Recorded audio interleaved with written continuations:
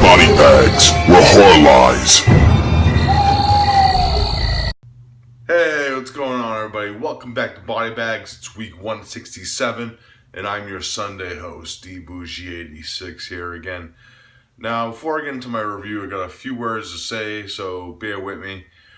First off, shout out to my homeboy Andy, aka the RetroSlasher. If you haven't watched his review yesterday, it's actually his last review for the channel. Very sad thing that Andy's leaving, but there's nothing I can do about it. It's all about him and how he feels and the way his mind and his personal life is right now. It's understandable. There's no lost love between them though, with us and the rest of the BodyBags co-hosts. I actually did a live chat with Andy yesterday on his channel, so there's nothing bad between us. We're still cool. And as always, if he ever needs another home or needs any help, we'll always be here for him. So Andy, good luck in the future, and hope to see some good content on your channel when you get your channel going again and flowing. So stay gold, brother. Now, on that note, just wanted to tell you that we have a new Saturday host, and he's actually our Wednesday host, Turi. Turi is going to be taking over the Saturday spot, just because his work schedule, and it's a best bet, and it's time for him to get like a normal day flow, and he'll do a better review for you guys during Saturday also, because he has more time to prep for it because he doesn't have work. So good stuff in the hood with Turi. Wish him luck. And we also have a new Wednesday host coming up who will be debuting on Wednesday, and I'm not going to tell you who it is because I'll let him introduce you during his first debut. So look out for that in the future, and as always, hope you're enjoying the content. Good stuff coming up in the future. Now let's just get into this review right now. The film I got for you guys today is a film that was from 2015, but it was released from 2016 type deal. So this one always kept my interest. It was actually recommended to me through my circles of friends and stuff who've seen this film, and it's known as The Mind's Eye. Yes. This film is directed by Joe Begos. I believe that's how you pronounce his last name. He's most famously known for directing the film Almost Human, which was a very surprising film if you have seen it.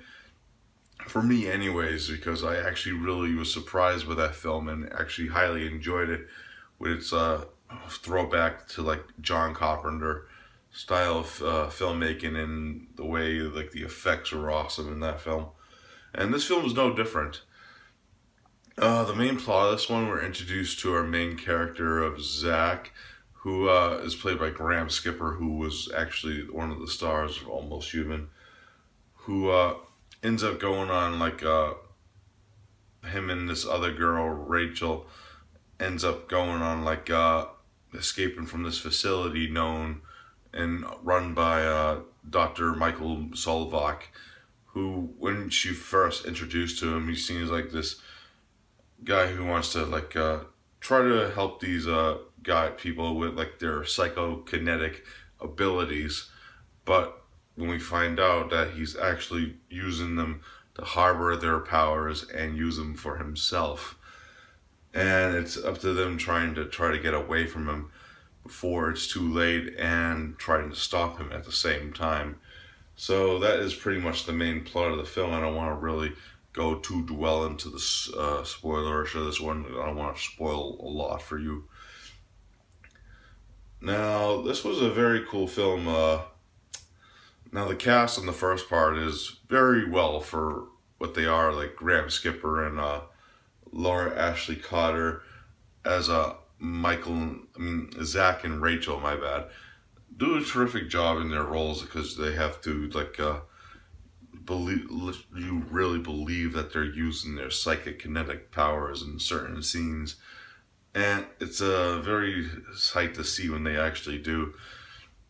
Plus, there's a really cool like supporting cast in this film. Like we got a appearance by Larry Fezzik in a small role, and he's always good. He's actually one of my favorite actors out there right now, and he does a terrific job in like the limited screen time that he has in the film. But he's a good role. I'm not want to really spoil what he is in the film, but really good stuff.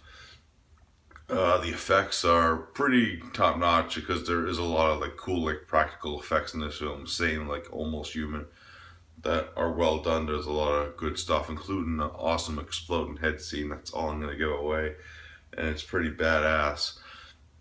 And I love the soundtrack to this film. The soundtrack is mesmerizing, very synth heavy by Steve Moore, who kills it with the soundtrack. It's awesome, and the visuals and the sound effects are amazing in this film. I highly enjoyed this film, man. It's a very one of my favorite watches of the year so far, and it's a very entertaining, fast-paced film because it only runs a little over an hour and a half. So I highly recommend this film, man. It's really beautiful and spellbinding and fucking awesome. I really highly enjoyed this. So if I had to rate The Mind's Eye, I'm giving it a solid 9 out of 10. It's fucking awesome, and I highly recommend this film. It's one of my favorite films of the year so far, and it's highly entertaining. Now, if you want to pick this up in the store, this is actually the alternative poster art. When you see it in the store, it's going to have this cover art, which I'm actually going to use this as the thumbnail too.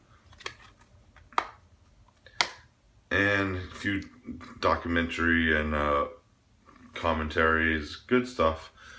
Yeah, so The Mind's Eye, 9 out of 10, awesome shit, check it out. Alright guys, that's it for this review for BodyBags. As always, we'll be back next week with more content for you guys. Thank you for watching our videos.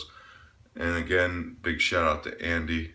Leave his link down below, give him a sub, and hopefully there's some content for you guys from him.